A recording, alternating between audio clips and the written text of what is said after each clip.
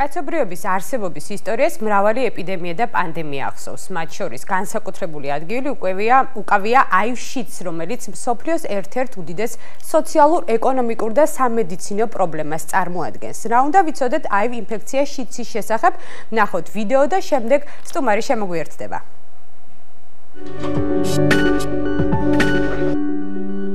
HIV ინფექცია ორგანიზმში როცა იჭრება, მისი მთავარი სამიზნე ხდება სისხლის უჯრედები, რომლებსაც მარტივად იმუნიტეტის უჯრედებს ეძახიან.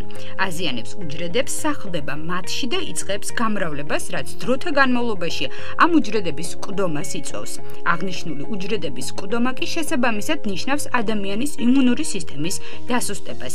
შიდსის დიაგნოზის დასმა სულაც არ ნიშნავს სასიკვდილო დიაგნოზს. შესაძლოა HIV შიდსის აღმოჩენისას ადამიანის იმუნური სისტემა იმდენად იყოს დასუსტებული, რომ დაუსვან შიდსის კლინიკური დიაგნოზი. თუმცა ხშირად ასეთ სიტუაციაში სხვა თამდევი დაავადებები განვითარებული არ არის.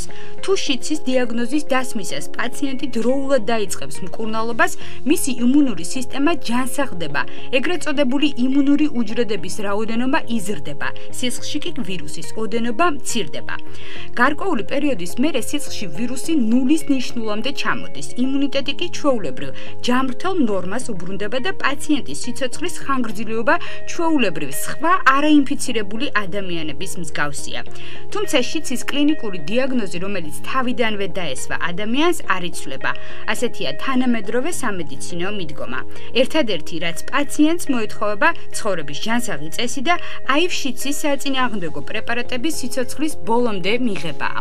ამგვარად, სწორად მართვის შემთხვევაში HIV შიდსი იქცევა ქრონიკულ მართვად დაავადებად. ადამიანები კი ამ დიაგნოზით ჩვეულებრივ აგრძელებენ ცხოვრებას. HIV შიდსის გადაცემის მხოლოდ სამი გზა არსებობს: დაუცველი სექსუალური კავშირი, სისხლით არასტერილური სამედიცინო ხელსაწყოები, ნემსი, ინფიცირებული სისხლის გადასხმა, ვერტიკალური ინფიცირებული დედიდან შვილზე. HIV შიდსი არ გადადის საერთო საყოფაცხოვრებო ჭურჭლის გამოყენებით, ხელის ჩამორთმევით და ჩახუტებით.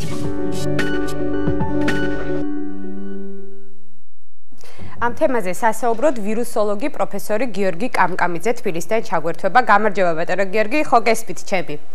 მოგესალმებით, თქვენ თუ გესმით?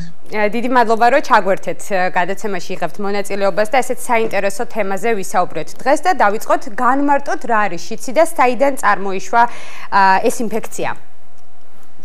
HIV ინფექცია განმარტოთ პირველ რიგში ეს არის ადამიანის იმუნოდეფიციტის ვირუსით ინფექცია, რაც არ ნიშნავს უკვე იმუნოდეფიციტის განვითარებას. შიდსი არის შეძენილი იმუნოდეფიციტის სინდრომი, რომელიც ვითარდება ისეთ დროს, როდესაც უკვე იმუნური უჯრედები რაოდენობრივად იმდენად ქვეითდება, რომ ნებისმიერი ინფექცია, რომელიც ჩვეულებრივ შემთხვევაში იმუნოკომპეტენტურ, ასე ვთქვათ, ადამიანში არ იწვევს დაავადებას, უკვე ხდება აგრესიული ადამიანის ორგანიზმის მიმართ. მსგავსი არის ასევე სიმსივნეებთან დაკავშირებით მოგეხსენებათ, აი კაპოშის სარკომა ვითარდება მხოლოდ შიდსის შემთხვევაში. და ბატონო გიორგი, HIV ინფექციამ დღემდე მსოფლიოს მასშტაბით მილიონობით ადამიანის ცხოვრება შეცვალა ალბათ დამეთანხმებით, ხო? და როგორია HIV რეალობა დღეს საქართველოში? დღეისათვის საქართველოში ჯამურად დაფიქსირებულია 10,000-ზე მეტი შემთხვევა, უფრო დიდი ნაწილი მოდის მამაკაცებზე, 7,700-ზე მეტი შემთხვევა. დაახლოებით 5,000 ადამიანს განუვითარდა უკვე შიდსი, ანუ უკვე თვითონ დაავადება და 2,000-ზე მეტი ადამიანი გარდაიცვალა. მაგალითად 2023 წელს ჰქონდა 560 ახალი შემთხვევა. ანუ ბოლო პერიოდის განმავლობაში სტაბილურად გვაქვს საკმაო რაოდენობა, თუმცა სამწუხაროდ ეს არის მხოლოდ ნაწილი, რეგისტრირებული ინფიცირებული შემთხვევები არის მხოლოდ ნაწილი იმისა, რაც რეალურად გვაქვს. გაცილებით უფრო მეტი ადამიანი მოიაზრება განსაკუთრებით ბოლო წლების განმავლობაში და აუცილებელია ამ ხრივაც შედარებით უფრო გაფართოება იგივე სკრინინგის, მათ შორის საქართველოში შემოსული ახალი პოპულაციის ამაზე ბევრი დაიწერა, მათ შორის მაგალითად რუსეთიდან დიდი ნაკადი არის, რაც ზდის იმ ადამიანების რიცხვს, რომელსაც აქვს ეს ინფექცია, მაგრამ არ არის რეგისტრირებული და დაფიქსირებული საქართველოში. ბატონო გიორგი, მსოფლიო სტატისტიკის ინფორმაციას, ანუ სტატისტიკას უბრალოდ თუ ვფლობთ გავრცელების კუთხით? დიახ, ეს ძალიან ზუსტ აღრიცხვას, მაქსიმალურად ზუსტ აღრიცხვას ექვემდებარება ყველა ქვეყანაში. დღეისათვის 78 მილიონი ადამიანი არის ამ ეტაპისთვის ინფიცირებული, მათ შორის 35 მილიონი გარდაიცვალა. და ძირითადი მაინც ნაწილი მოდის სუბსაჰარულ აფრიკაზე, სადაც ინფიცირებულთა 68% ფიქსირდება.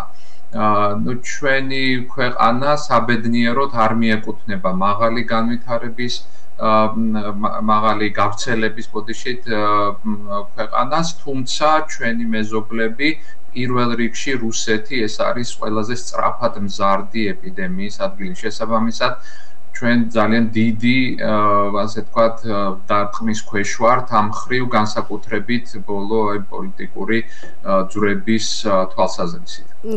გასაგებია და სტადიებზე არის ძალიან მნიშვნელოვანი ხაზი რომ გაუსვათ და აღვნიშნოთ, რა სტადიებისგან შედგება შიცი, ანუ ქრონიკული ასიმპტომური HIV ინფექციას გულისხმობ. დიახ, პირველი, როდესაც ხდება ინფიცირება ორგანიზმის, ამ შემთხვევაში შეიძლება წავიდეს გრიპის მაგვარი სინდრომით, ან მონუკლეოზის მსგავსი სინდრომით, როდესაც არის ლიმფური კვანძების გადიდება, მაღალი ტემპერატურა და ისეთი სიმპტომები, რომელიც ახასიათებს ნებისმიერ სხვა, თქვა და ბანალურ ინფექციას. ამიტომ ამოცნობა ადრეულ ეტაპზე, მწვავე, თქვა ეტაპზე ფაქტიურად შეუძლებელია ლაბორატორიული ტესტის გარეშე. ამიტომ რეკომენდებულია, რომ ყველა ასეთ შემთხვევაში მოხდეს სკრინინგი HIV ინფექციაზე, რომ დროულად მოხდეს აღმოჩენა. შემდეგ ვირუსი უკვე გადადის ეგრეთ წოდებულ ლატენტურ მდგომარეობაში, ძალიან ნელი პროგრესირება შეიძლება იყოს ზოგიერთ შემთხვევაში წლების მანძილზე საერთოდ სიმპტომების გარეშე მიმდინარეობდეს. ზოგი შემთხვევაში, რომლებიც არიან, თქვა, ნელი პროგრესორები, შეიძლება საერთოდ არ გამოვლინდეს 10 წლეულების მანძილზე, უკვე გვიანი ეტაპი, თუმცა, როდესაც საკმაოდ დავარდება ლიმფოციტების, ანუ ეს ჩვენი დამცავი სისტემის იმუნიტეტის უჯრედების რაოდენობა, ამ შემთხვევაში უკვე გადავდივართ ჩვენ შიცის ეტაპზე, თვითონ დაავადების, იმუნოდეფიციტის ეტაპზე, რაც ვლინდება სხვადასხვაგვარი ინფექციების სახით, ძირითადად ეს არის მაინც სასუნთქი გზების ფილტვის ანთებით, მაგალითად მიმდინარეობს, რომელსაც იწვევს შედარებით უფრო იშვიათი ინფექციები, რომლებიც ნაკლებად ხდება ან არ ხდება იმუნოკომპეტენტურ ადამიანებში, ან ვლინდება სიმსივნური პროცესის სახით, როგორც ვახსენეთ, კაპოშის სარკომის სახით. ამიტომ თუ თქვათ ადრეულ ეტაპზე მოხდა აღმოჩენა ამ ინფექციის და იქნა დაწყებული მკურნალობა, თავიდან ავიცილებთ ესეთი შიცის ეტაპის განვითარებას და თვითონ დაავადების სიმპტომურ გამოვლინებას. ამიტომაც არის, რომ მასიური სკრინინგი მოსახლეობის ლაბორატორიული გზით ამ ინფექციის აღმოჩენას უკიდურესად დიდი მნიშვნელობა აქვს, რომ ჩვენ თავიდან ავიცილოთ და ფაქტიურად პრაქტიკულად ჯანმრთელები დარჩნენ ეს ადამიანები. დიახ, მაგრამ ეს თემა მაინც სტიგმატიზირებულია, რაც ჩამოთვალეთ ამ ყველაფერში ხელს გვიშლის სტიგმა, ხო? დამეთანხმებით ალბათ. და ყველაფერზე უნდა ვიმუშაოთ, ხო? სინამდვილეში კლინიკური თვალსაზრისით, სამედიცინო თვალსაზრისით შიცისგან მხოლოდ სახელი დარჩა საშიში. რეალურად ვინც მკურნალობს, ისინი ითვლებიან პრაქტიკულად ჯანმრთელ ადამიანებად, მათგან არ ხდება ინფექციის გავრცელებაც და ეპიდემიოლოგიური კუთხითაც, იმიტომ რომ მათ სისხლში უკვე ვირუსი ნულის ტოლია, უბრალოდ ისინი მუდმივად უნდა იმყოფებოდნენ მკურნალობაზე და შესაბამისად ამის ფონზე განიხილებიან ეს პაციენტები პრაქტიკულად ჯანმრთელებად. ამის გათვალისწინება არის საჭირო პირველ რიგში ზუსტად ამ სტიგმის დაძლევის თვალსაზრისით, ვინაიდან ეს დაავადება აღარ არის რაღაც ესეთი ეგზოტიკური დაავადება, არ არის გინდა თუ არა დაკავშირებული თქვათ ნარკოტიკული საშუალებების გამოყენებასთან, ეს ადრეულ ეტაპზე საქართველოშიც მაგათად ძირითადი გადაცემის გზა იყო ინექციური ნარკოტიკების მოხმარება, დღეს ჩვეულებრივი ჰეტეროსექსუალური კავშირებია. რასაკვირველია, მამაკაცებში, ვისაც აქვს სექსი მამაკაცებთან, უფრო მაღალია გავრცელება, მაგრამ დღეისათვის მაინც მთავარი გავრცელება ეს არის ჩვეულებრივი ჰეტეროსექსუალური კავშირები. ამიტომ არავინ არ არის დაზღვეული ამ ინფექციისაგან, იგივე თუნდაც სამედიცინო დაწესებულებებიდან, ამ ინფექციის გადაცემის, მათ შორის სტომატოლოგიური კლინიკებიდან, შესაბამისად, აი ამის ცოდნის, ასე ვთქვათ, გათავისება ყველაზე მნიშვნელოვანია ზუსტად სტიგმის დაძლევისთვის. გასაგებია და ბატონო გიორგი, რაც ყოველს ძალიან გვაინტერესებს, არსებობს თუ არა აი ინფექციისგან სრული განკურნება? დიახ, საბედნიეროდ არის ასეთი შემთხვევები, უკვე გროვდება საკმაოდ უკვე სწრაფად იმასთან შედარებით, რაც მანამდე გქონდა.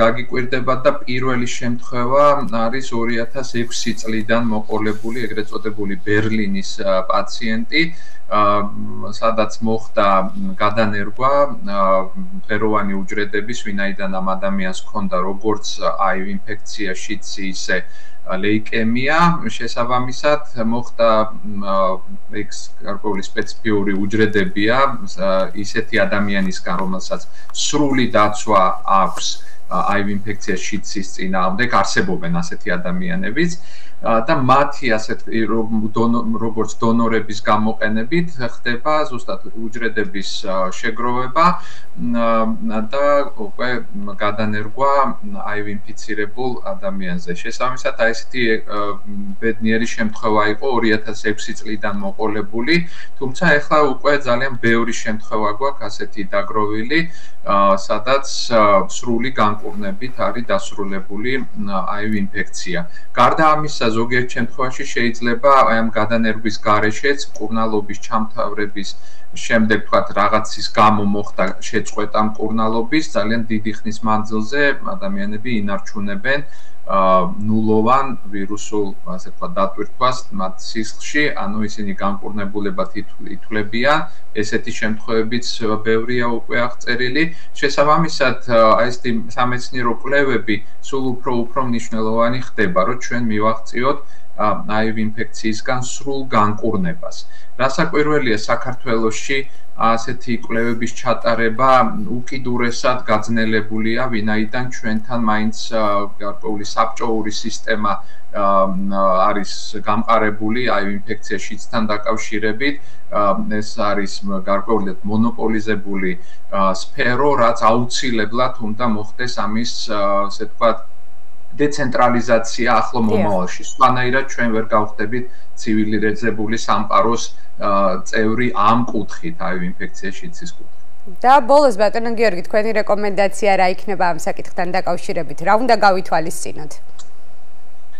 პირველ რიგში ეს არის მასიური გამოკვლევა, სკრინინგი მოსახლეობის, როგორც ეს გავაკეთეთ C ჰეპატიტის შემთხვევაში. C ჰეპატიტის შემთხვევაში ჩვენ გვაქვს მაგალითი საქართველოსი, როგორც წარმატებული ქვეყნის.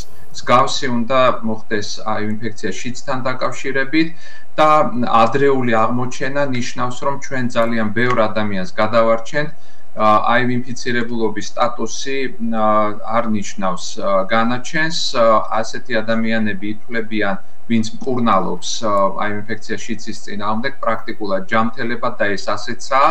შესაბამისად, ყველას მოუწოდებ გაიკეთოს ანალიზი, უბრალოდ ძალიან მარტივი ანალიზი HIV ინფექციის შიდსზე დროულად აღმოვაჩინოთ და შემდეგ უკვე პრობლემების გადაწყვეტა გაცილებით მარტივია, ვიდრე ბევრს გონია.